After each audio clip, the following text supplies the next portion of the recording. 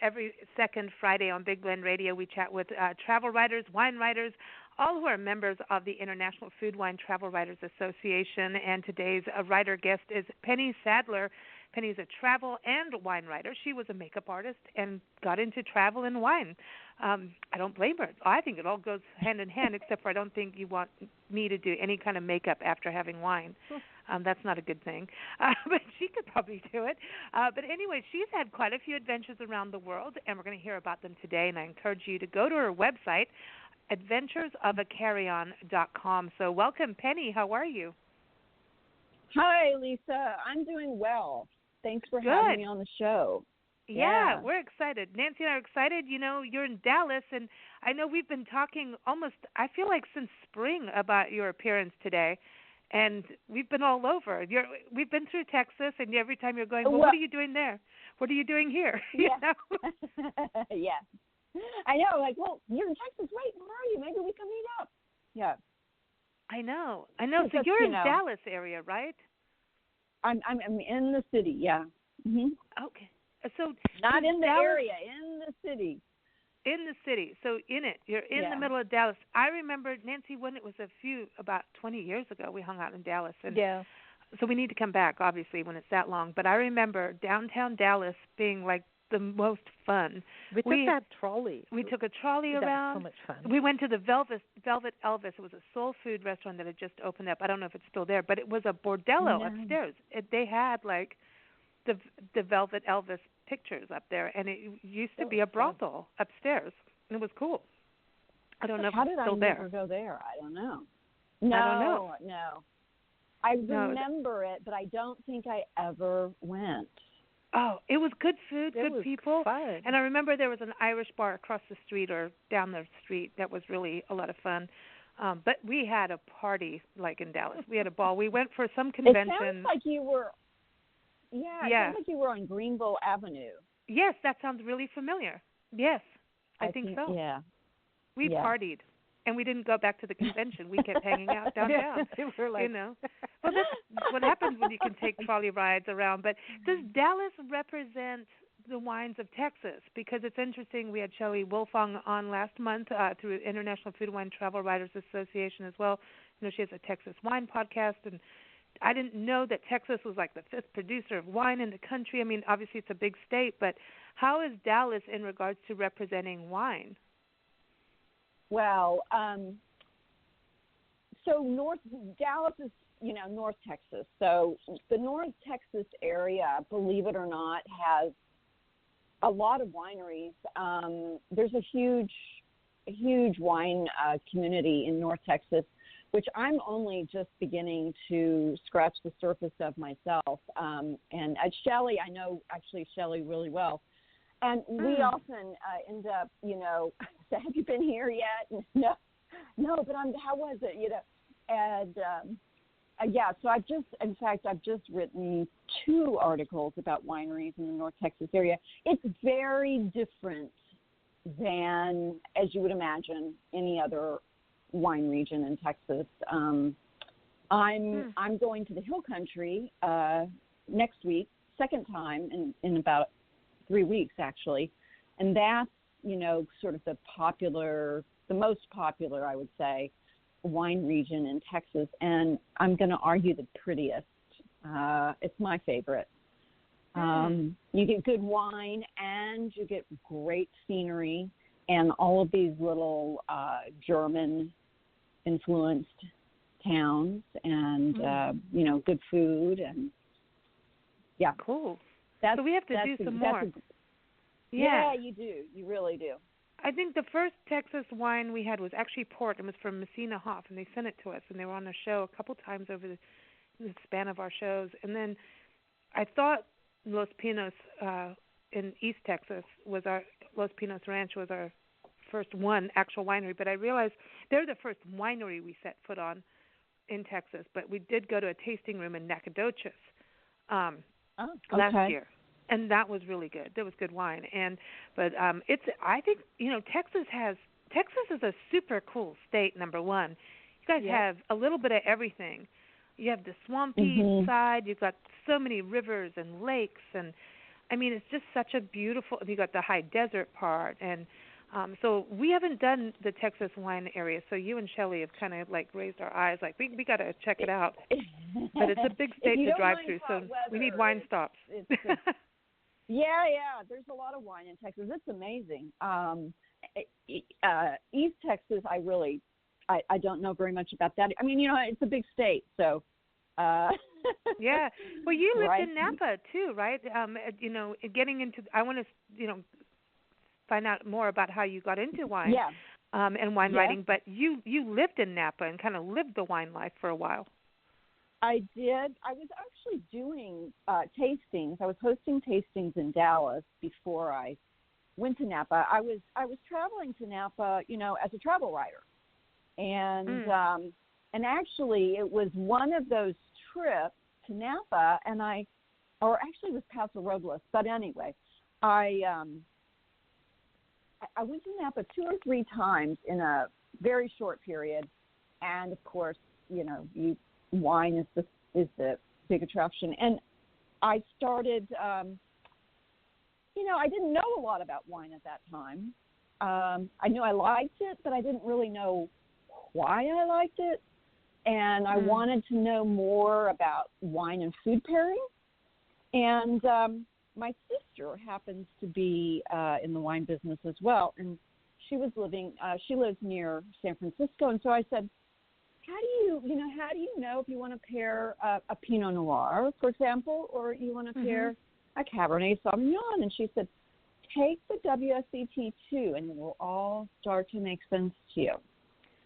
And so that I did, and it did, and it really changed everything for me, because suddenly I understood why I liked the wine that I liked. And it we'll talk about that, because that's a Wine Spirits Education Trust levels. I know you went the level 2 certification program. So for those of us who haven't done that, what is that all about? Is it like wine school? Then they give you wine in school. Cool. It's the best school. It is. It's one. There's a lot of different avenues, especially now because you can do everything online. But it's one avenue to learn and study about wine, and I like it because it's very structured. And, there's a very systematic way of learning about and tasting wine that they teach you. And so to me, that made it a lot easier. And it's an internationally recognized certification as well. So I could go anywhere in the world and say, oh, I took the WSET, and they'd say, oh, okay. They would recognize that. And so after I did that, not long after that, I ended up going to Napa and working in a winery there. And, there's nothing quite like working in the wine business to learn about wine. Right. And that's got to help you with your writing. And then also, because I know you host wine tasting sessions on Zoom, and you also help wineries with their marketing content. So having that education behind you's got to really help. It's a great background, especially for helping wineries to get their message out, because you do understand the process from beginning to end. And, I helped people in the tasting room, and I would take people on winery tours. And so you get both sides. You get the wine business side, you get the consumer side, and that's really helpful from a marketing perspective. And it's great when you're writing too. Yeah, you have all the info, because everyone's in a different place in their wine, tasting adventures.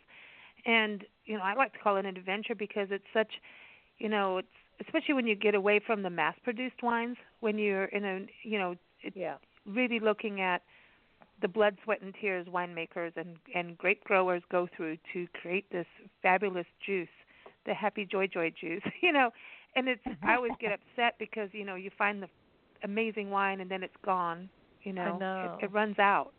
So you have this even more, you have to buy wait. it, a lot of it, yeah. Yeah, and I think that's what you mentioned, these small wineries. That's what's so great about wine travel, isn't it? You get to discover and explore and find things that you don't find on the shelf in the liquor store or the grocery store. And oftentimes you can even meet the winemaker, or sometimes depending on how the size, you'll end up sitting on a bale of hay with the winemaker, drinking, wine with them. Who knows what the situation is depending on where you're going. And I think as being a writer, we also sometimes get to see things that the general public don't get to have that experience, but we're able to provide that information and that experience through our writing or, photography, podcasting, whatever it is, video. We have so many formats now, especially with, the internet, social media, but I think we're lucky in that we get to kind of have that behind the scenes and, the appointment only experience. A lot of people don't get. Very special, and I do feel very lucky every day. Yeah. So you went from makeup. Now, do you still do? I mean, tell us about that. You go from. Yeah. I do. Yeah. I still do makeup. Yeah, I can do. It was so funny. I had to laugh when you said, "Well, I certainly wouldn't want to be doing anybody's makeup after a few glasses of wine." But Penny, I don't know. Penny could probably do it, and I just laughed to myself because I thought, yeah, I can do that in my sleep because I've done it for so long now, yeah, that was my first career, and I still do it.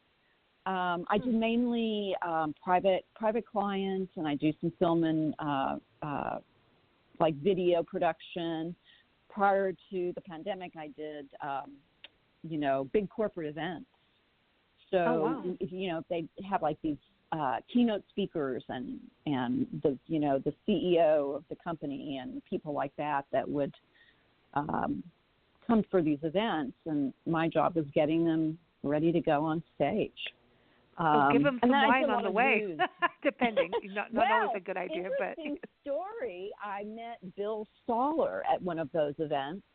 He owns Stoller Winery in Willamette Valley. Oh. And we started chatting, and next thing I knew, happened to be my birthday week, and he brought me a bottle of Pinot Noir. Well, there you go.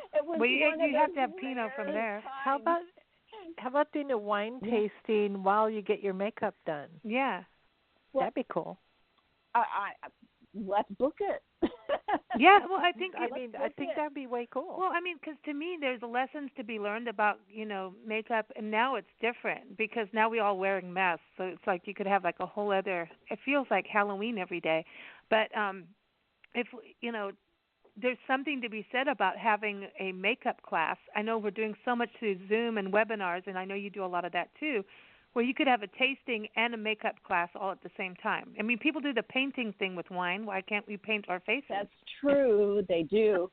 Well, I hadn't thought about that, but maybe that's a way to get people online because, I hurt my hand recently, and it's really hard to do what I'm doing. It just takes me longer to get everything done. And I thought, I really need to ramp up the online. You hurt your knuckle. I remember you sent me an email. You broke your knuckle. I'm like, how do you do that? Yeah, Now, please don't tell me it's your wine drinking hand. It can't be the glass hand. No, thank God, no. No, I ran into a wall. You don't want to know. It was ugly. How much wine? Yeah, I know. I'm like, that sounds like a wine story. That's my style of story there. But no. Yeah, I can actually relate to that. So wine tasting around the world. Okay, so any makeup tips for women travelers taking, because you don't want to carry a whole bunch, right, when you travel. No. So don't you have to kind of siphon down what you're putting on your face? So I just have to, do a short plug for myself that there are a couple of articles on my site about how to pack your makeup kit for traveling. But I will also tell you right here, the key is products that kind of you can use, for more than one thing, for example. And again, this sort of applied more before masks. But what I've noticed about women in makeup right now in the era of masks is they don't care. They still want to put their makeup on. And maybe with the exception of lipstick, people aren't really wearing a lot of lipstick. And yet, I understand lipstick is still selling. So, who knew? Anyway, so you know what? There are all kinds of products you can buy now that are small. And they're meant to be travel sized. And I just kind of do a minimum, I do take my makeup kit, but I make sure my makeup kit fits into a bag that is about 6 inches by 4 inches. Oh, you keep it small. Yeah, because just how much really do you small. really need, you know? Mm-hmm. You don't. Yeah. I mean, unless that's your thing. And then, I mean, I know people that they haul a lot of stuff with them. I want to put it on because I want to look awake and fresh and, alert. But I don't want to, spend too much of my time doing it because, there's more fun to be had outside your room than standing in front of a mirror. Let me ask you this, okay, because this is something I've always found kind of different. Shaving your eyebrows off and then putting makeup on instead. What? Did you do that? No. But I've seen it done all over the country, and it always kind of like. Are you okay? I think what you're talking about is the bladed eyebrows, where they're drawn on. I don't know what you mean. Well, people's eyebrows are gone, and then they're coloring them in. And they paint them back on. Yeah. Like kind of. Right. Well, okay, so I've seen it. Well, as a makeup artist, of course, I notice everything. But the trend right now is, yes, you're not wrong. It's for these very drawn-on looking eyebrows. I'm just going to leave that right there. I hate this trend. I think it is horrible. It's weird. And that's all I'm going to say about it. They tattoo them on because either, they don't have enough eyebrows, they think, or it's a specific look that they're trying to achieve. And for what I don't know why that look became popular. I don't understand it. I don't like it. So well, everybody I think who's listening. Let's go back to wine. Let's go back to wine because what led you to actually going, hey, I'm going to travel? I mean, have you always been a traveler? I mean, being a makeup artist, did that take you around the world? Because I know you've been all over. No, it didn't. Oddly enough, it did not. I did very little traveling as a makeup artist. Most of it was just around the state of Texas. So how did I loved traveling. And so what happened was I wanted to do something that was creative, but that had nothing to do with makeup. And I started writing. And I was actually writing, before that. I was writing for trade magazines related to the beauty industry. But I wanted to do something that was just, sharing my ideas, my thoughts, my photographs. I was going to Italy. I got into going to Italy in the mid-2000s, and I absolutely fell in love with it, and I just wanted to blog about that. That's all I really wanted to do. And, I picked a template. I picked a blog name. I bought the URL, I got domain hosting, the whole thing. And next thing I knew, I was invited on a press trip to Italy. Cool. And that was strictly because I had started blogging about Italy. And they had all of these more sort of, journalist, newspaper, magazine type writers. And they wanted somebody like myself, who was just writing from a different perspective. Mm-hmm. And that was my very first trip as a writer, travel writer, and blogger. And so from there, it just took off, and I started writing for other websites and getting invited on other trips. And then the wine thing got rolled into all of that too, because, there's not that many places that you can go in the world anymore that don't have some sort of wine industry. And especially if you're traveling around Europe, I mean, the whole place is wine, wine, wine. So, I got interested in wine. I wanted to know more about it. I went to school. And then after that, I was traveling even more to specifically to wine regions.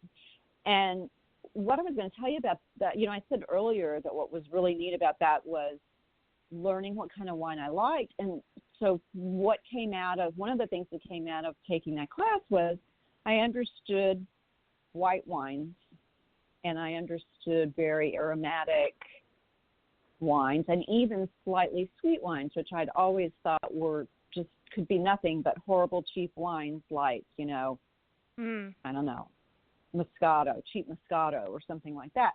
And I learned about Alsace, France, which is known for white wines and for off-dry wines, and they're delicious.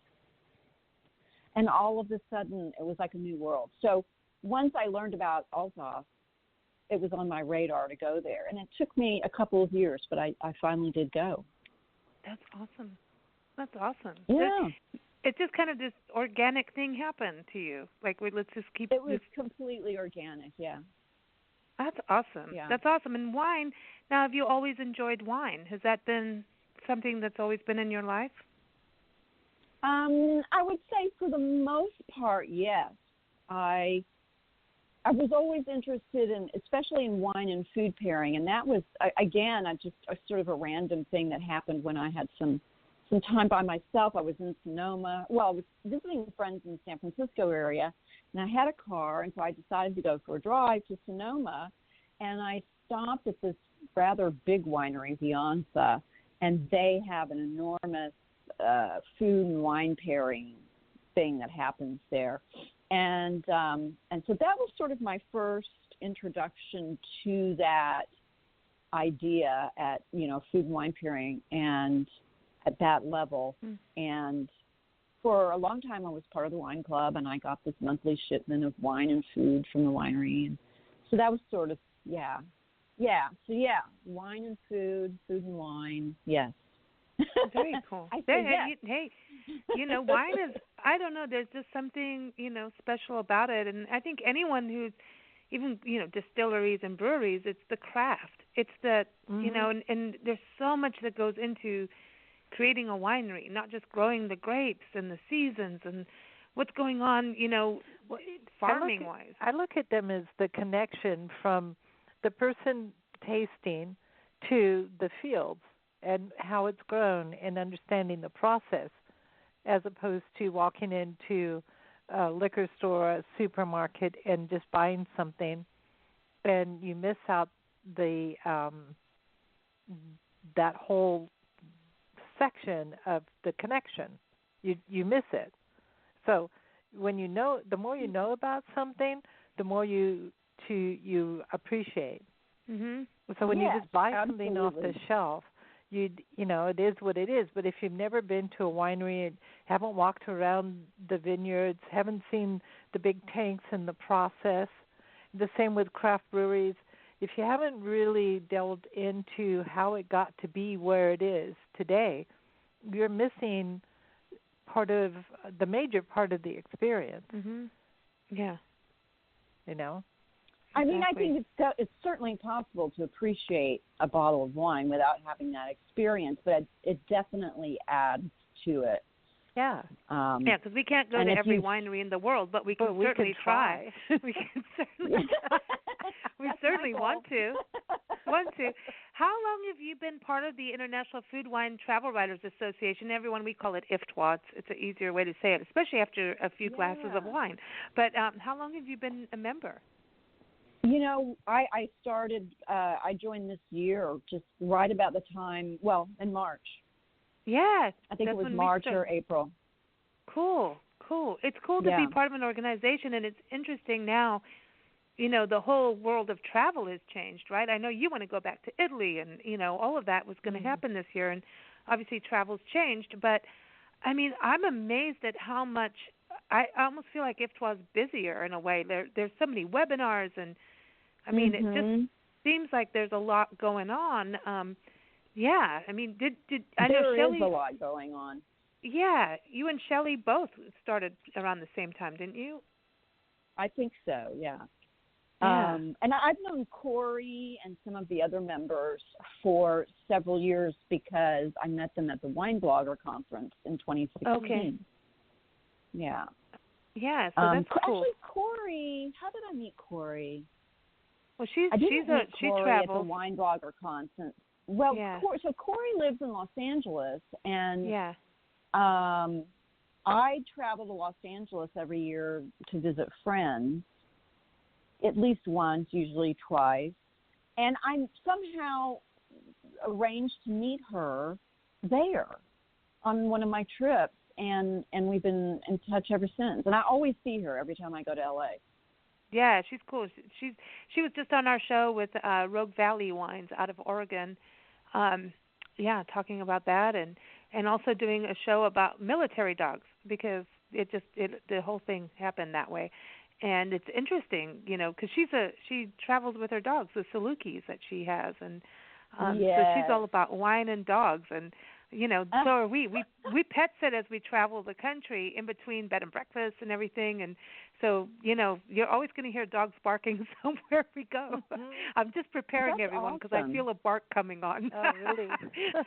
I know, but you know, but that's the cool thing. I think travel in a way too has kind of chilled out, and this whole COVID thing. When you do go places, and I think people are so glad to get out that they kind of just bring your dog, chill out, man. You can go to a winery and just relax and not be, I don't know, it's not so hoity-toity right now. It's kind of everybody's just, I don't know, the experience is important. Yeah. Yes. Yeah, I agree. It's because of, you know, being isolated from each other, when we do get to connect, it is. I think people are much more appreciative. They're much more relaxed. They're much more accessible. Yeah. So in that sense, it's kind of great. And of course, the great thing in Texas is you have these wineries, and many of them have a lot of land, and it's quite easy to go to a very safe, socially distanced tasting. It is. I mean, that's what we did when we were there. You can chill out. I mean, everything in Texas is big, right? Now, what do you have a favorite type of varietal? Do you have a favorite flavor of wine? A favorite flavor. I love white wine, almost all white wine. I think my favorite is probably Riesling because it's so versatile and it pairs so well with food, and it can be dry or it can be sweet, and I like it pretty much any way you give it to me. Oh, we had a really good dry Riesling up in Erie, Pennsylvania recently at Courtyard Winery. Yeah. Remember that Riesling, Nancy? Yeah, but I have to say South Africa, where we lived for a while, has amazing Rieslings. I think they're known for it. I haven't had any Riesling from South Africa yet. But you should try. Back to Alsace, that's what took me to Alsace was amazing Riesling, and also Gewürztraminer, which is, you know, it can be dry, but it's usually not. And I just fell in love with it. Well, the first time I tasted it, I was like, this is it. Yeah. You need to go to South Africa. Yeah, try some South African. Okay. All white wines. Oh, you know what? That's okay, the thing yeah, when we got said to this. I'm going to put this on my list, and it's going to become a goal. Let's see. Put it on the wine vision board. Yeah. Drink wine and make a vision board and see what happens. There you go. Yeah. But this, seriously, South African white wine, it's kind of like New Zealand and Australia in that sense. They're really good. I mean, they're super good. And when we got to this country, it took a long time to get into American white wines. But I think American wines have really changed over the last 15 years. And they have. Wonderful white wines are being produced here. America's making good wine, period. Oh, and absolutely, It's exciting. I really think it's kind of been the last 15, 20 years, really. Maybe it's just my palate. I don't know. Or just the process of knowing about it, and it. Remember, wines are going to taste different per region. Mhm. Yeah. No matter what kind of grape you're using, and that's what I find. That's the beauty in wine, is that you can taste a Riesling here, go 200 miles to the south or north, east, west, and have a Riesling that's completely different, but it's the same kind of grape. That's what's so cool about it, right? Yeah. Willamette Valley makes great Riesling. The Finger Lakes makes great Riesling. Yes. Yeah, it's true. And you know what? We've had Riesling in Southern California, and Temecula from Thornton Winery. That Riesling is really, really good. And I'd never had it before. But we're also finding that in northwest Colorado, oh my gosh, there's and I'm not going to get it right, I'm going to have to Google it, Semonier, which is normally, yeah, so I did do it right then. Okay. It's normally used in part of the blending part of wine, but they're doing it pure. Just, that's it. That's your wine. It's good. And it is absolutely exceptional. It is fantastic. And I haven't seen it, Semillon, right? Now I'm going to get all twirled around. Semillon, yes. It is amazing. I've never seen any other place do that straight, just like this is the varietal. You do find it occasionally, but usually it's from France. Yeah. Right. It's cool, though. I dig it. I like it. That's one of my favorites as well, yeah. I like it a lot. Texas makes great Riesling, by the way. Oh. Yeah. Riesling does well here, and Vermentino, and Picpoul Blanc, and Trebbiano. All those are white wine grapes that do well in Texas. We're going to have to come back to Texas. Well, we are. FYI. Yeah, we are. We're going to be in Austin. I'll have to send you my... Okay. Yeah. How long are you going to be in Austin? We're going to be there for 10 days, I think. Everything changes in with Austin? COVID. Yeah, we're supposed to be there in March for a week, I think. But everything keeps changing on us, so no one can hold us accountable. It just, we're just like, we're going here, and then this place will close or this will change. Well, but it's taken us across the country and been very interesting this year. It's been cool, actually. It's been really awesome. We've met so many cool people. It sounds great, and I have to say I'm quite envious and wish that I had my little RV and was just traveling across the country. But, of course, now I think it's the wrong time to try to buy an RV. Yeah, everyone's buying an RV. We don't do an RV. We travel in a RAV4, and we stay in smaller hotels and bed and breakfasts and inns, and then we pet sit so we can get our work done and do radio shows like now. Yeah, and I want to do what you're doing. You can do the makeup. I'll swap with you. You do makeup. Oh hell no, wine, you do not. Listen. No, you do not want to see me do makeup. I could do makeup. No. I'm the worst. As long as it's Halloween. And someone does need to get hold of my eyebrows and take care of them. They're unruly, as is my hair right now. I just think there's a crisis in eyebrows in America. I'm sorry. There's a crisis with my hair that hasn't been cut for a year. It feels like my hair is out of control. It's like I don't know. That's the big thing that I've been doing since the pandemic started is cutting people's hair in their backyard. They love it. That's cool. I'm coming to see you. To my house and cut my hair. I'm like, yeah, okay. It's like backyard cuttings. Oh yeah, I know. Miley Cyrus has the backyard sessions, but we're gonna cuttings. We'll come see you. We'll bring some wine, and now that's what we should really do is backyard cuts and wine tasting. I'm all well. That's what. Like I'm not a good I'm not girly. I'm like kind of a tomboyish person, and to get me into buying clothes and clothes shopping. A friend had a boutique. She would say, "Come after hours," and we'd have champagne, right, and play music. And same thing as hairdressers I've known, or stylists, I should say. They're like, "Okay, let her have her champagne or her wine, and then they can cut. They can do whatever they want." And that needs to happen. I think there was a brewery. We were in Florence, Colorado, the antique capital of Colorado. Check that out. And it's also the home of the Supermax prison where El Chapo is.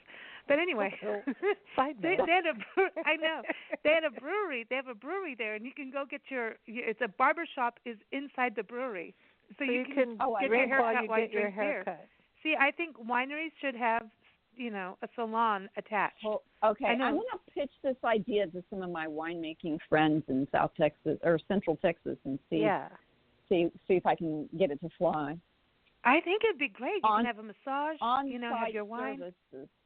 Yeah, Salon Spa. I know Napa does it. Get your nails done if that's your deal. Yeah, it's perfect. And you can have your eyebrows reformed or whatever people are doing with it. Like, okay, we're going to do this.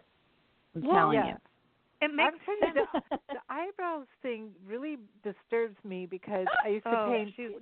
Because I used to paint people's portraits, and I don't know if people understand how expressive eyebrows are. And then when you take them away and repaint them, you have lost part of your real expression, and it's like it's your weird, teeth, right? A lot of people know you by your smile, yeah, and by the shape of your incisors, right? Oh, wow, yeah. Wolfman. I'm really dialed into teeth because that's been a big part of my life, but.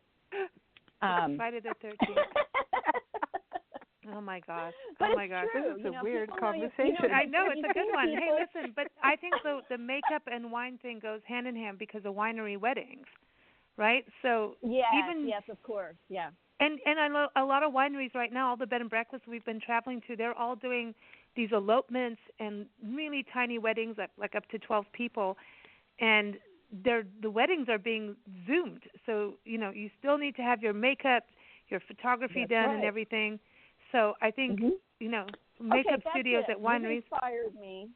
I'm going to put up my site, and this is going to be my new niche. I love it. You have to be niche, so I'm doing it. I love it. Well, we're going to play a song for you.